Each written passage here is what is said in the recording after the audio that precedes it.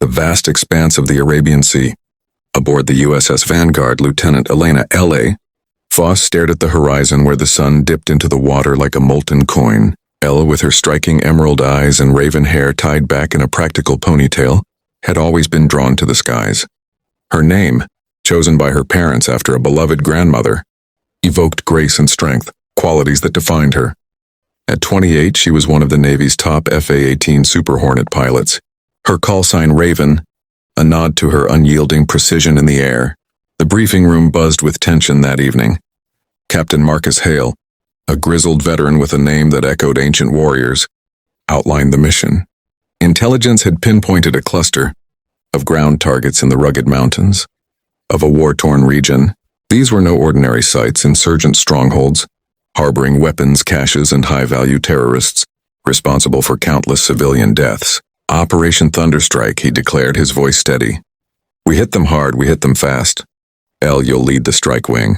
As Elle suited up, memories flooded her mind. She thought of her younger brother, Liam, back in San Diego. Liam, with his boyish charm and infectious laugh, had idolized her since childhood. Fly safe, sis, he'd said in their last video call, his voice cracking with unspoken fear. Ella's heart ached. She flew not just for duty, but for a world where Liam could grow up without the shadow of war. The roar of the jet engines drowned her thoughts as she catapulted off the carrier deck, the Super Hornet slicing through the night like a blade. High above the target zone, Ella's squadron formed up. The ground below was a patchwork of shadows, villages, nestled against jagged peaks, their lights flickering like distant stars. Radar locked onto the coordinates, a fortified compound buzzing with enemy activity. Raven 1, weapons hot, she radioed, her voice calm despite the adrenaline surging through her veins. The first missile streaked away, a trail of fire illuminating the darkness. Explosions bloomed on the ground, orange flowers of destruction. But as the dust settled, Elle's HUD flashed a warning, secondary targets emerging. Her heart pounded. This was no clean strike. On the ground in a hidden valley not far from the chaos, lived Amira Khalil, a name meaning princess in Arabic, though her life was far from royal. Amira, 25, with sun-kissed skin and eyes like polished obsidian, was a teacher in a makeshift school for orphaned children. Her village, Al-Miraj, clung to the mountainside, a fragile oasis amid the conflict. Amira had lost her parents to a drone strike years ago, fueling her quiet resolve to protect the innocent. Knowledge is our shield, she often told her students, her voice soft yet unyielding. That night, as jets thundered overhead, Amira gathered the children in the school's basement. Little Nadia, a wide-eyed girl of 8, clutched her hand. Will the birds hurt us, miss? Amira, Nadia whispered, her name meaning tender and fitting her gentle spirit. Amira forced a smile. They're just passing through, my dear. But deep down fear gnawed at her. The insurgents had embedded themselves nearby, using civilians as unwitting shields. The first blast shook the earth and screams pierced the air. Amira's world tilted. Would this be the end? Elle banked her jet sharply, evading simulated anti-air fire from the ground. Her squadron unleashed a barrage, hellfire missiles and precision-guided, bombs raining down on the insurgent bunkers. The targets disintegrated in fiery plumes, but Ella's mind raced. Infrared scans revealed movement, civilians fleeing the periphery. Command, confirm targets, she urged over the comms. Negative on collateral, came the reply, but doubt crept in. Elle had seen the aftermath of such strikes in training videos. Shattered lives, broken families. It haunted her, a ghost in the cockpit.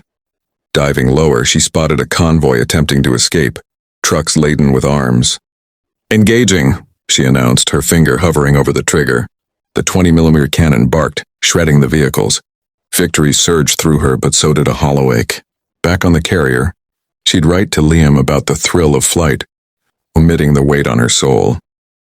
Marcus had once confided in her, war isn't black and white. Elle, it's shades of gray, and we paint with fire. His words echoed now as debris scattered across the valley. In Al-Miraj, the ground trembled like an awakening giant. Amira shielded Nadia as rubble cascaded from the ceiling. Stay close, she shouted over the din. Outside, the sky lit up with tracers, insurgents, firing wildly at the invisible. Predators above. One jet swooped low, its afterburners a deafening roar. A bomb struck nearby, collapsing a neighboring building. Dust choked the air and cries of pain filled the void. Amira emerged from the basement, her dress torn, blood trickling from a gash on her forehead. The school was intact, but the village square was a crater. She spotted young Karim, a 12-year-old boy whose name meant generous, trapped under debris.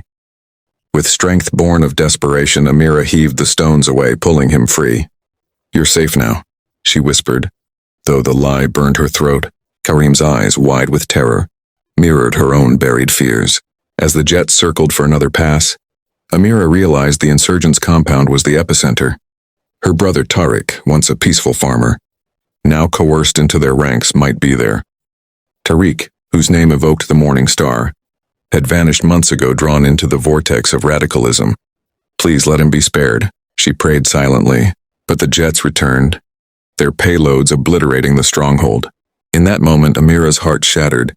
The line between enemy and kin blurred in the smoke. Ella's fuel gauge dipped. It was time to RTB. "Mission accomplished," Marcus radioed from the carrier. But as she climbed away, a final glance at the burning landscape stirred unease. What stories lay buried in those flames?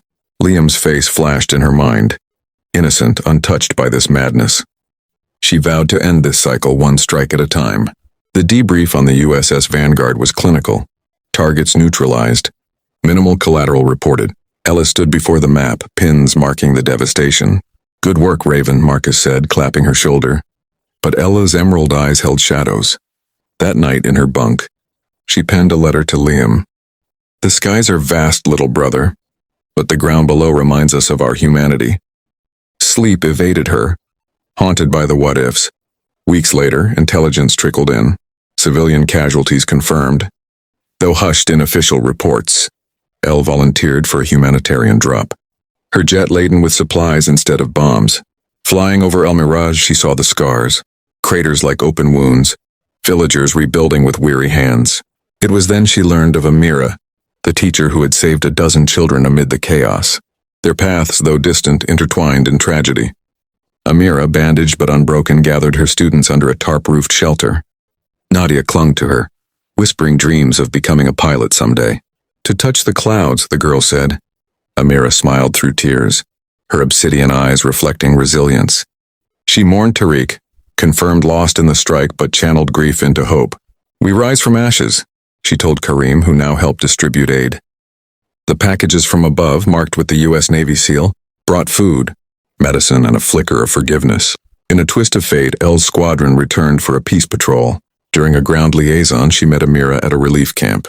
Their eyes locked, Raven and the Princess of the Valley. "I'm sorry," Ella murmured, her voice cracking. Amira nodded, her hand extended.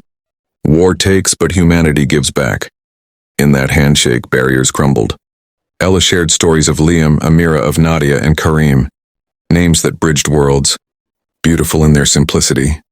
Back home, Ella retired her wings, advocating for precision in warfare.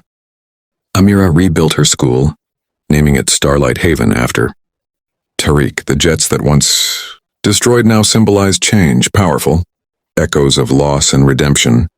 In the end, the true targets destroyed were not just on the ground, but the walls dividing hearts.